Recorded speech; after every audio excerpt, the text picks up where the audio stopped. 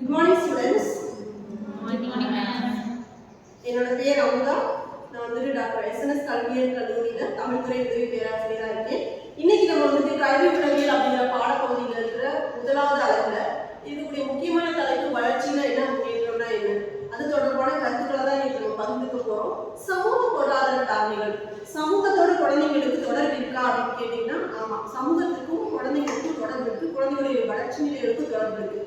எனவே சமூக பொருளாதார காரணிகள் குழந்தையுடைய வளர்ச்சி முன்னேற்றத்துல என்ன மாதிரி பாதிப்புகளை ஏற்படுத்துது அப்படிங்கிறத பத்தி இன்னைக்கு எங்களுடைய மாணவர்கள் தங்களுடைய கருத்துக்களை பதிவு செய்ய போறாங்க. வாங்க அதை நம்ம பார்க்கலாம்.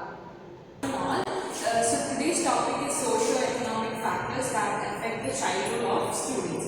So we're going to talk about the positive and negatives of that. So I'll start from the positive of that. The topic that I am going to take today is health, nutrition, and also the parental involvement of the students.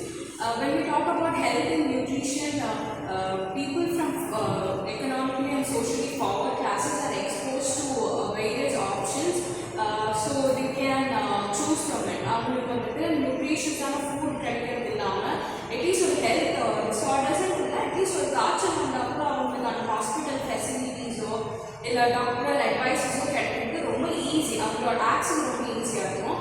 இன்னொன்று பார்த்தீங்கன்னா அவங்க பேரண்ட்ஸோட இன்வால்வ்மெண்ட்டுமே ரொம்ப நிறையா இருக்கும் அப்படின்னு ஒரு மாதிரி. ஏன் சொல்கிறேன்னு பார்த்தீங்கன்னா சோஷியல் அண்ட் எக்கனாமிக்கலி ஃபார்வர்டாக இருக்க பேரண்ட்ஸ் நிறையா டைம் படிச்சிருக்க காரணத்தினால அவங்களோட குழந்தைங்களோட எஜுகேஷனில் சமபங்கு எடுத்துப்பாங்க. So that's it.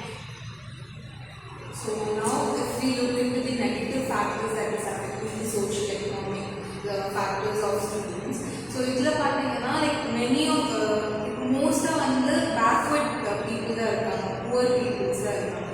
ஸோ அதில் வந்துட்டு பேரண்ட்ஸ்க்கு வந்து most of the time education இருக்காது. ஸோ அவங்களுக்கே வந்து எஜுகேஷன் பற்றி ஒரு புரிதல் இருக்காது.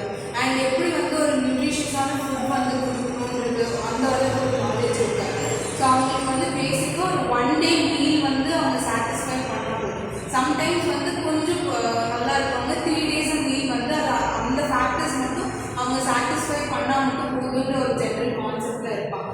ஸோ வேறஸ் இப்போ வந்து நம்ம அவங்களோட ஒரு சைல்டுடைய க்ரோத் பற்றி நம்ம எடுத்துக்கிட்டோம்னா அவங்களுக்கு நியூட்ரிஷியஸான ஃபுட்டு கொடுக்கணும், அவங்களுக்கான ஹெல்த் கேர் அதெல்லாம் நம்ம பார்த்துக்கணும், ப்ளஸ் அவங்களுக்கு எஜுகேஷன்றது ஒரு மஸ்டாக இருக்குது. ஸோ அதை பற்றி ஐடியா இல்லாதவங்க வந்து மோஸ்ட்டாக அதெல்லாம் ப்ரொவைட் பண்ண மாட்டாங்க. இஃப் சப்போஸ் அவங்க வந்து எஜுகேஷனும் வந்து கொடுக்கணுன்ற ஒரு ஐடியா இருந்தாங்கன்னா கூட இப்போ ஒரு கிளாஸ் ரூமில் போனாங்கன்னா புவர் பீப்புளும் இருப்பாங்க, மிடில் கிளாஸ் பீப்புளும் இருப்பாங்க, அண்ட் எக்கனாமிக்கலி ஹை கிளாஸ் பீப்புளும் இருப்பாங்க.